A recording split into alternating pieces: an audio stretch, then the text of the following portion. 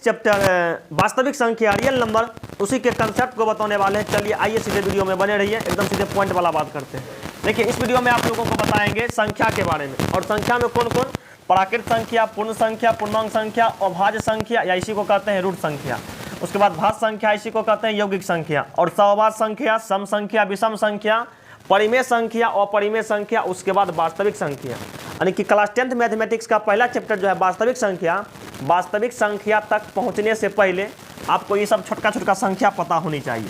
आइएगा डिटेल से, यानी कि एक एक करके सब के बारे में आप लोगों को बताते हैं। देखिए पहला आपका क्या है, प्राकृत संख्या। प्राकृत संख्या का मतलब होता है नेचुरल नंबर।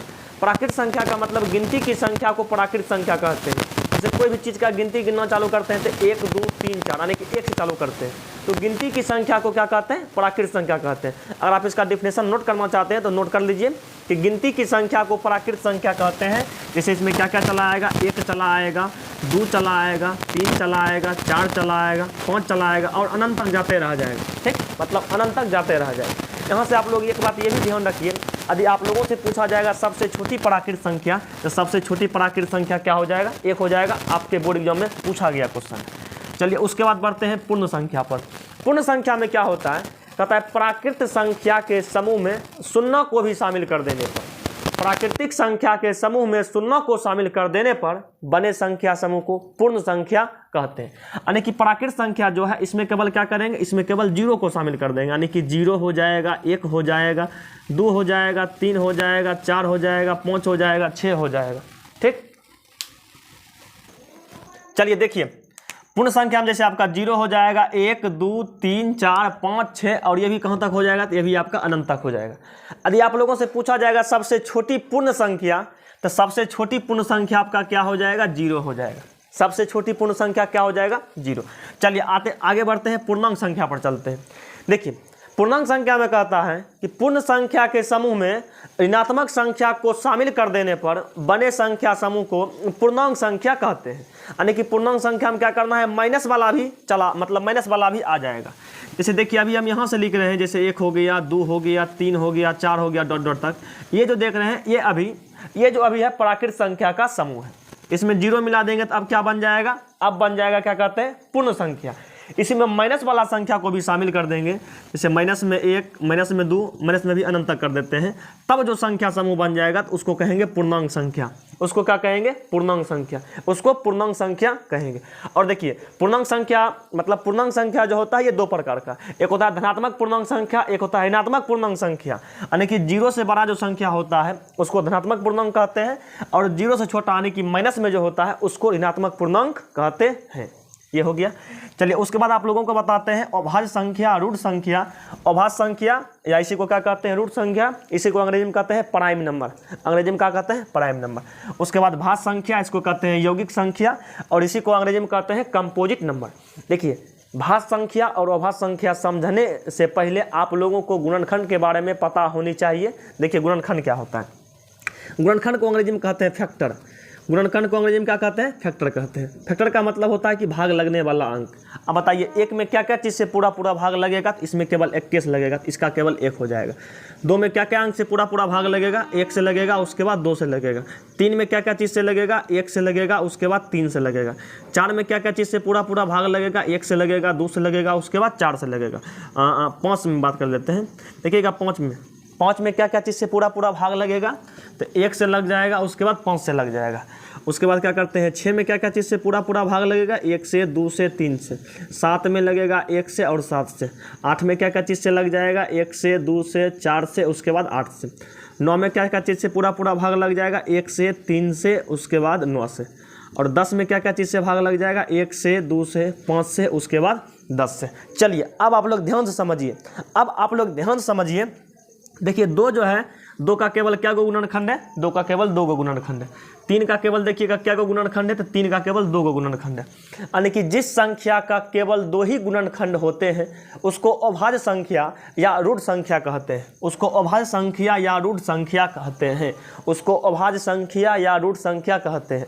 यानी कि जिस संख्या का केवल 2 ही गुणनखंड होते हैं, केवल 2 ही फैक्टर होते हैं, उसको अभाज्य संख्या यानी कि रूट संख्या कहते हैं। जैसे आपका 2 हो गया, 3 हो गया, 5 हो गया, 7 हो गया, उसके बाद आगे बढ़ेंगे तो 11 हो जाएगा। ठीक, जैसे आपका क्या हो गया, जैसे आपका 2 हो गया, 3 हो गया, 5 हो गया, 7 हो गया, 11 हो गया, और आगे चलेंगे तो मिलते रह जाएगा। तो आप लोग समझ गए होंगे अभाज्य संख्या का मतलब जिस संख्या का केवल 2 गुणनखंड हो, केवल 2 फैक्टर हो, उसी को अभाज्य संख्या कहते हैं। यदि आप लोगों से पूछा जाएगा सबसे छोटी अभाज्य संख्या, ये आपका 2 हो जाएगा। पूछा जाएगा सबसे छोटी सम अभाज्य संख्या, ये भी आपका 2 हो जाएगा। पूछा जाएगा एकमात्र कौन अभाज्य संख्या है जो कि सम है, तो यह भी आपका क्या हो जाएगा, 2 हो जाएगा। पूछा जाएगा सबसे छोटी विषम अभाज्य संख्या, तो ये आपका 3 हो जाएगा। ये आपका क्या हो जाएगा, 3 हो जाएगा। सबसे छोटी विषम अभाज्य संख्या, ये आपका क्या हो जाएगा, 3 हो जाएगा। ये आपका क्या हो जाएगा, 3 हो जाएगा। चलिए अब देखिए भाज्य संख्या या यौगिक संख्या। भाज्य संख्या उसको कहते हैं कि जिस संख्या का 2 से अधिक फैक्टर होते हैं, 2 से अधिक गुणनखंड होते हैं, उसको भाज्य संख्या कहते हैं।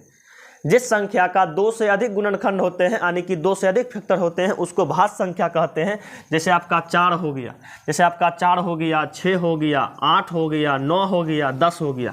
इसमें क्या क्या चला आएगा, इसमें आपका चला आएगा जैसे आपका 4 हो गया, 6 हो गया, 8 हो गया, 9 हो गया, 10 हो गया, इस प्रकार से आते रह जाएगा। तो ये सब आपका क्या हो गया, भाज्य संख्या। आप समझ गए होंगे भाज्य संख्या का मतलब जिस संख्या का 2 से अधिक फैक्टर होते हैं, 2 से अधिक गुणनखंड होते हैं, उसको भाज्य संख्या कहते हैं। जैसे आपका 4 हो जाएगा, 6 हो जाएगा, 8 हो जाएगा, 9 हो जाएगा, 10, और आगे बढ़ेंगे तो मिल जाएगा। ठीक, और आप लोगों से पूछा जाएगा सबसे छोटी भाज्य संख्या, तो सबसे छोटी भाज्य संख्या 4 होता है, जो कि आपके पेपर में पूछा गया क्वेश्चन है। सबसे छोटी भाज्य संख्या क्या होता है, 4 होता है। चलिए अब आगे बढ़ते हैं। आगे आपका आता है सहअभाज्य संख्या, जिसको कहते हैं को प्राइम नंबर। सहअभाज्य संख्या उसको कहते हैं कि जिन 2 संख्याओं का एचसीएफ यानी कि मौसवा 1 होता है, जिन 2 संख्याओं का एचसीएफ क्या होता है, 1 होता है, उसको क्या कहते हैं, सहअभाज्य संख्या कहते हैं। उसको क्या कहते हैं, सहअभाज्य संख्या। आइए आप लोगों को थोड़ा सा एग्जाम्पल देकर के समझाते हैं, थोड़ा सा एग्जाम्पल देकर के समझाते हैं। ठीक, सहअभाज्य संख्या। सहअभाज्य संख्या यानी कि जैसे मान लीजिए ए बी 2 संख्या है, दोनों का यदि क्या निकालेंगे, एचसीएफ। दोनों का एचसीएफ यदि 1 चलाएगा, दोनों का एचसीएफ यदि क्या चलाएगा, 1 चलाएगा, ये दोनों क्या हो जाएगा, सहअभाज्य हो जाएगा। यानी कि जिन 2 संख्याओं का मौसवा डेट मीन्स एचसीएफ 1 होता है, उसको सहअभाज्य संख्या कहते हैं। क्वेश्चन ऑब्जेक्टिव में पूछा जाता है। देखिए क्वेश्चन रहेगा कि निम्न में से कौन सहअभाज्य संख्या है, निम्न में से कौन सहअभाज्य संख्या है। ऑप्शन नंबर ए में आपका है 2,3, ऑप्शन नंबर बी में है 4,6, ऑप्शन नंबर सी में है 6,8, और ऑप्शन नंबर डी में है 6,9। देखिए इस टाइप के क्वेश्चन आपके बोर्ड एग्जाम में बराबर पूछे जाते हैं। कहेगा निम्न में से कौन सहअभाज्य संख्या है, तो सहअभाज्य संख्या रहने के लिए दोनों संख्या का एचसीएफ क्या होनी चाहिए, दोनों संख्या का एचसीएफ 1 होनी चाहिए। देखिए यहाँ 2,3 है, 4,6 है, 6,8 है, और बाद क्या कहते हैं 6,9 है। तो इस 4 में से कौन सही हो जाएगा। आइए आप लोग देखिए, अगर आप लोगों को इस टाइप का क्वेश्चन मिल जाए, आप लोग देखिएगा बनाइएगा कैसे। यहाँ जो 2 संख्या दिया रहेगा, दोनों को काटिए। यदि किसी संख्या से पूरा कट जाएगा तो आपका सहअभाज्य नहीं होगा, सहअभाज्य नहीं होगा। यदि नहीं कटेगा तो आपका क्या हो जाएगा, सहअभाज्य हो जाएगा। देखिए ये 2, 3 है, किसी पहाड़ा से नहीं कटेगा, ये आपका सहअभाज्य है, ये आपका क्या हो जाएगा, सहअभाज्य है। यहाँ देखिए 4, 6 है, ये दुक्कों से कट जाएगा, ये आपका सहअभाज्य नहीं होगा। ये 6, 8 है, 6, 8 है, देखिएगा ये भी 2 से कट जाएगा, ये भी आपका सहअभाज्य नहीं है। ये देखिएगा 6, 9 है, 3 से कट जाएगा, ये भी आपका सहअभाज्य नहीं है। इसका राइट आंसर क्या हो जाएगा, 2,3। ये जो है आपका सहअभाज्य संख्या है, ये आपका क्या है, सहअभाज्य संख्या। चलिए एक क्वेश्चन आप लोगों को दे देते हैं, आप लोग इस क्वेश्चन का जवाब कमेंट बॉक्स में कमेंट कीजिएगा। ठीक, क्वेश्चन आप लोगों को दिया रहेगा कि निम्न में से कौन सहअभाज्य संख्या है, निम्न में से कौन सहअभाज्य संख्या है।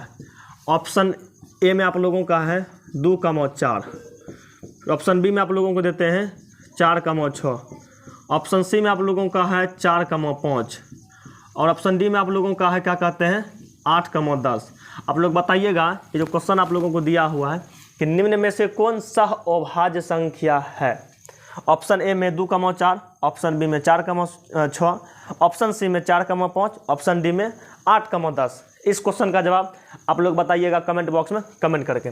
चलिए कहाँ तक थे, तो सहअभाज्य संख्या हो गया था। सम संख्या, देखिए सम संख्या का नया परिभाषा क्या है कि जिस संख्या के अंतिम में 2 रहे, 4 रहे, 6 रहे, 8 रहे या 0 रहे, उसको कह दीजिएगा सम संख्या। जिस संख्या के अंतिम में 2, 4, 6, 8 या 0 रहे वो आपका सम संख्या हो जाएगा। विषम संख्या किसको कहेंगे? तो जिस संख्या के अंत में 1 रहे, 3 रहे, 5 रहे, 7 रहे या 9 रहे। जिस संख्या के अंत में 1, 3, 5, 7 या 9 रहे तो उसको क्या कह देंगे? विषम संख्या। इतना तक हो गया। आइएगा परिमेय संख्या किसको कहते हैं? परिमेय संख्या यानी कि दो पूर्णांक संख्या को अंश बटा हर के रूप में लिख दीजिएगा तो उसी को क्या कहते हैं? परिमेय संख्या कहते हैं। यानी कि जिन दो परिमेय संख्या को p बटा q के रूप में लिखा जा सकता है उसी को क्या कहते हैं? परिमेय संख्या कहते हैं। जैसे आपका 0 भी क्या है? आपका परिमेय संख्या है। उसके बाद 4/3, 4/3 ये भी आपका क्या है? परिमेय संख्या है। 1/4 ये सब आपका क्या है? ये सब आपका परिमेय संख्या। और जहाँ रूट लगा रहे तो रूट वाला में ध्यान दीजिएगा कि जिस संख्या का पूरा वर्गमूल निकल जाएगा यानी कि इसको हम रूट से बाहर निकाल सकते हैं वो परिमेय होगा।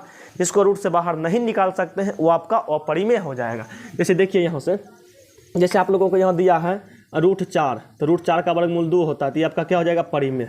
इसे दिया हुआ रहेगा √9 का वर्गमूल 3 होता है ये भी क्या हो जाएगा? परिमेय। यानी कि जिसको हम रूट से बाहर निकाल सकते हैं अगर वर्गमूल पूरा निकल जावे वो आपका हो जाएगा परिमेय। और अगर वर्गमूल पूरा नहीं निकले वो आपका हो जाएगा अपरिमेय। चलिए अपरिमेय संख्या देख लीजिए। अपरिमेय संख्या उसी को कहते हैं कि मतलब जिस संख्या का पूरा वर्गमूल नहीं निकलता है वो आपका अपरिमेय संख्या हो जाएगा। वो आपका क्या हो जाएगा? अपरिमेय संख्या हो जाएगा। जैसे आपका हो जाएगा √3, जैसे आपका हो गया √2, √5 हो गया, और क्या कहते हैं √7 हो गया। ये सब आपका क्या हो गया? तो ये सब आपका हो गया अपरिमेय संख्या। ये सब हो गया अपरिमेय संख्या। और आपके एग्जाम में क्वेश्चन बार पूछा जाता है, पूछेगा पाई किस प्रकार की संख्या है? दोस्तों पाई जो है, पाई आपका अपरिमेय पाई आपका क्या है? अपरिमेय संख्या है। पाई में कुछ लगा हुआ भी रहे, पाई में कुछ जोड़ के रूप में रहे, घटा के रूप में रहे, गुना के रूप में रहे, कहने का मतलब पाई रहे अपरिमेय। पाई +2 भी रहेगा तब पर भी अपरिमेय। पाई -2 रहेगा तब पर भी अपरिमेय। अब पाई/2 रहेगा तब पर भी क्या हो जाएगा? अपरिमेय। मतलब पाई के साथ कुछ भी लगा रहेगा वो सब क्या हो जाएगा? अपरिमेय हो जाएगा। आइएगा आप वास्तविक संख्या को देखते हैं। वास्तविक संख्या का मतलब हुआ यानी कि वास्तविक संख्या का मतलब क्या हुआ कि परिमेय संख्या और अपरिमेय संख्या समूह को वास्तविक संख्या कहते हैं। यानी कि वास्तविक संख्या में जो आता है एकरा में वास्तविक संख्या में क्या आता है? परिमेय संख्या आता है, अपरिमेय संख्या आता है। यानी कि परिमेय संख्या और अपरिमेय संख्या के समूह को क्या कहते हैं? वास्तविक संख्या। कहने का मतलब वास्तविक संख्या के अंतर्गत हमको परिमेय संख्या के बारे में भी पढ़ना होता है और अपरिमेय संख्या के बारे में भी पढ़ना होता है। समझ गए? वास्तविक संख्या के अंतर्गत परिमेय संख्या और अपरिमेय संख्या दोनों संख्या के बारे में पढ़ना होता है। चलिए तो इस सब कवर का मतलब ये सब कवर हो गया। अब कुछ मेन पॉइंट आप लोगों को बताते हैं जो सीधे आपके एग्जाम में पूछ दिया, मतलब जो सीधे आपके एग्जाम में पूछ दिया जाता है। थोड़ा सा इधर से साफ सफाइयत कर लेते हैं। देखिए कुछ मेन पॉइंट आप लोगों को लिखाते हैं। अगर आप इसको नोट करना चाहते हैं तो नोट कर लीजिएगा, या स्क्रीनशॉट मारना चाहते हैं तो फटाफट स्क्रीनशॉट लेकर मार लीजिएगा। यहाँ से क्वेश्चन आपके पेपर में बार पूछा जाता है।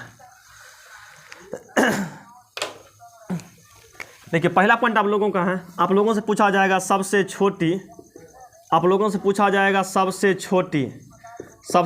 जैसे मान लीजिए पूछेगा सबसे छोटी प्राकृत संख्या, सबसे छोटी प्राकृत संख्या, ये आपका क्या हो जाएगा? 1। ये आपका क्या हो जाएगा? 1। सबसे छोटी पूर्ण संख्या, सबसे छोटी पूर्ण संख्या तो ये आपका क्या हो जाएगा? 0। ये आपका क्या हो जाएगा? 0। फिर पूछा जाएगा सबसे छोटी अभाज्य संख्या, सबसे छोटी अभाज्य संख्या तो ये आपका हो जाएगा 2। फिर पूछा जाएगा सबसे छोटी भाज्य संख्या, ये आपका क्या हो जाएगा? 4। ये आपका क्या हो जाएगा? 4। चलिए उसके बाद देखिए कभी कभी ये भी पूछ दिया जाता है कि 1 से 15 के बीच, 1 से 15 के बीच, 1 से 15 के बीच, 1 से 15 के बीच कुल कितनी अभाज्य संख्या है? 1 से 15 के बीच अभाज्य संख्या क्या हुआ है? 1 से 15 के बीच कुल कितनी अभाज्य संख्या है? तो ये आपका 9 हो जाएगा। 1 से 15 के बीच कुल मिलाकर के 9 अभाज्य संख्या होगा। आप लोगों को गिनना होगा तो लिख करके गिन लीजिएगा। उसके बाद पूछा जाएगा 1 से 15 नहीं, 1 से 25, यानी कि 1 से 25 के बीच, 1 से 25 के बीच कुल 9 अभाज्य संख्या होता है। 1 से 25 के बीच कुल 9 अभाज्य संख्या होता है। फिर जाकर के 1 से 50 के बीच, 1 से 50 के बीच, 1 से 50 के बीच अभाज्य संख्या जो होता है, 1 से बीच अभाज्य संख्या, यानी कि 1 से 50 के बीच जो होता है ये आपका क्या कहते हैं? 15 अभाज्य संख्या होता है। 1 से यानी कि 1 से 50 के बीच क्या होता है? 15 होता है।